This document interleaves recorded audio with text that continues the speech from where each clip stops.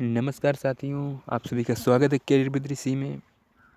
आज हम बात करने वाले हैं कि नॉर्मलाइजेशन क्या होता है, नॉर्मलाइजेशन क्यों किया जाता है और यूपी पुलिस में नॉर्मलाइजेशन किस तरीके से होता है। तो इन सभी जो हैं इन पर कंप्लीट चर्चा करेंगे। तो आप सभी लोग अगर हमारे चैनल करियर विद ऋषि पर पहली बार आए हैं तो इसको सब्सक्राइब करें, लाइक करें और शेयर करें, जिससे आने वाले वीडियो आपको सबसे पहले मिले, क्योंकि ऐसे ही नॉलेजेबल वीडियो मैं लाता रहता हूँ। तो आइए शुरू करते हैं। देखिए, नॉर्मलाइजेशन क्यों किया जाता है। नॉर्मलाइजेशन की जो ज़रूरत है वो सबसे पहली बार 2015 में आपकी एक वैकेंसी आई थी यूपी लेखपाल की। और यूपी लेखपाल में आवेदन अधिक होने के कारण उस समय जो इसकी परीक्षा है वो 2 शिफ्टों में कराई गई थी। एक ही दिन में 2 शिफ्टों में कराई गई थी। और हुआ ये था कि जो ये परीक्षा है ये 2 पालियों में होने के कारण जो पहली पाली थी उसका पेपर कुछ टाइट था मुकाबले सेकंड शिफ्ट के। तो जो सेकंड शिफ्ट से सेलेक्ट होने वाले कैंडिडेटों की संख्या थी वो 75 से 78% थी। और जो आपकी फर्स्ट शिफ्ट से सेलेक्ट होने वालों की संख्या थी वो 23 से 25 के आसपास थी। तो सबसे पहली बार नॉर्मलाइजेशन प्रक्रिया को अपनाने का जो ख्याल हमारे जो आयोगों में बैठे वरिष्ठ जो अधिकारी हैं उनके समझ में आया कि नहीं, ये तो गलत है, ऐसे तो बहुत ज़्यादा घाटा हो रहा है फर्स्ट शिफ्ट का। तो तब से ये नॉर्मलाइजेशन की प्रक्रिया है उसका रूल बनाया गया कि कोई भी परीक्षा अगर एक से अधिक पालियों में होगी तो उसमें नॉर्मलाइजेशन किया जाएगा।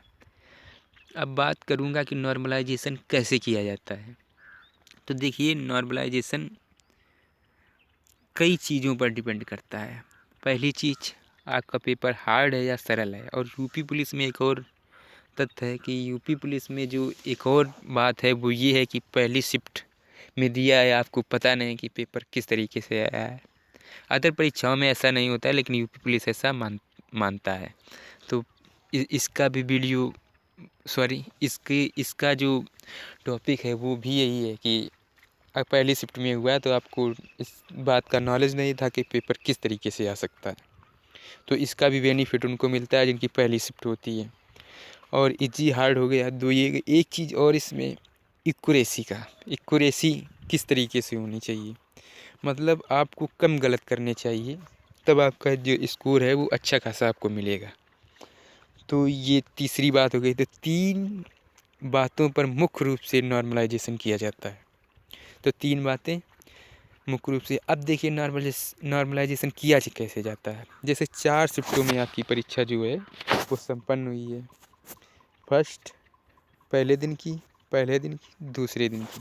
तो जो कैंडिडेट बैठे हैं, जैसे 1 लाख या 2 लाख बैठे हैं, तो उस सभी स्टूडेंटों का जो है वो एवरेज निकाला जाता है।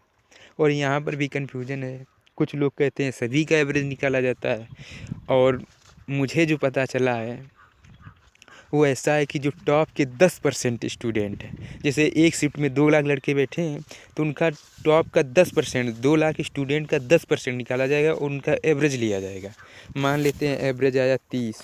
ऐसे नहीं आता है, बहुत ही कैलकुलेटिव आता है, 4-5 अंकों तक जाता है। इस वजह से देखा होगा जो नॉर्मलाइजेशन का स्कोर कार्ड आता है वो पॉइंट के 4 अंकों तक जाता है। तो लेकिन मैं उदाहरण के तौर पर बता रहा हूँ।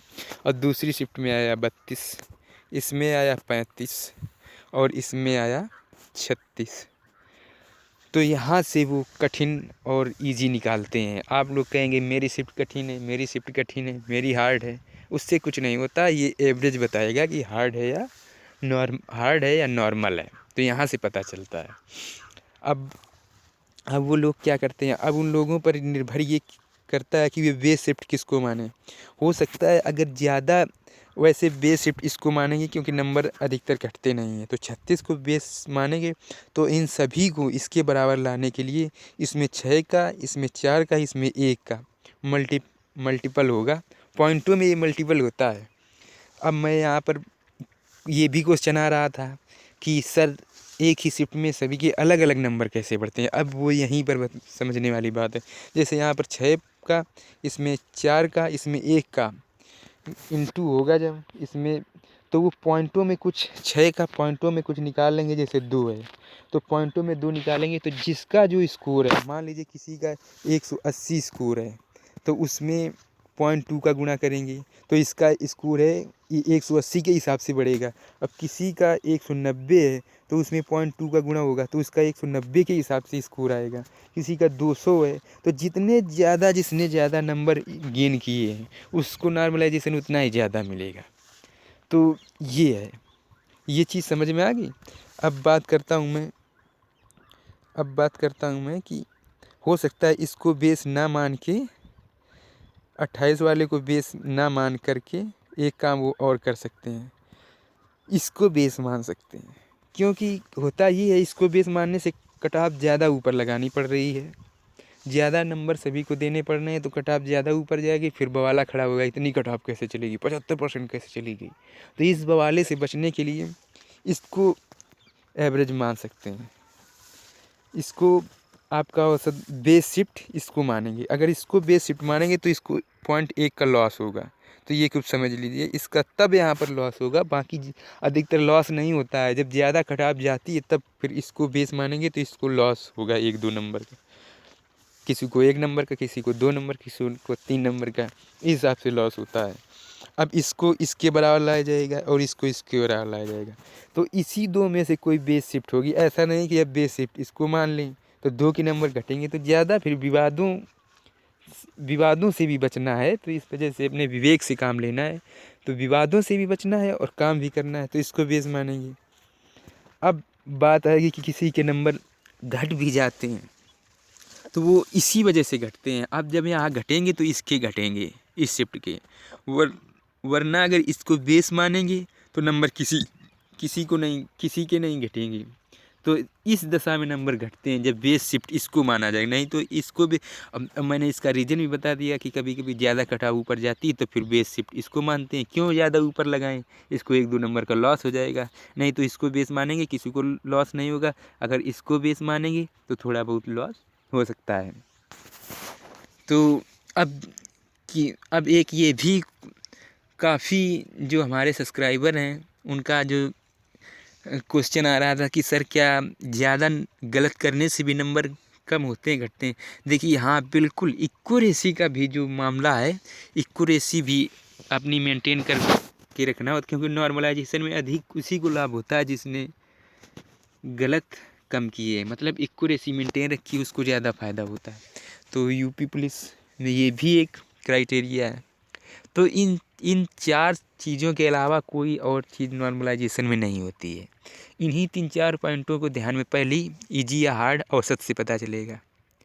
जितने शिफ्ट में बैठे कैंडिडेट उन सभी का औसत निकाल लेंगे तो पता चल जाएगा कौन सी हार्ड है, कौन जिसका एवरेज कम होगा वो हार्ड हो जाएगी। दूसरा, इजी पता चल गई। अब इसके बाद में 19 की फर्स्ट शिफ्ट जो पहली शिफ्ट होती है यूपी पुलिस में उसको ज़रूर लाभ मिलता है। तो दूसरा, तीसरा एक्यूरेसी हो गई। और इसके अलावा कोई पॉइंट ऐसा नहीं है जो मुझसे छूटा हो, शायद और भी कुछ होगा, लेकिन मुझे जहाँ तक नॉलेज मिला है इस तरीके से नॉर्मलाइजेशन होता है। तो आई होप आप लोग समझ गए होंगे कि नॉर्मलाइजेशन किस तरीके से होता है।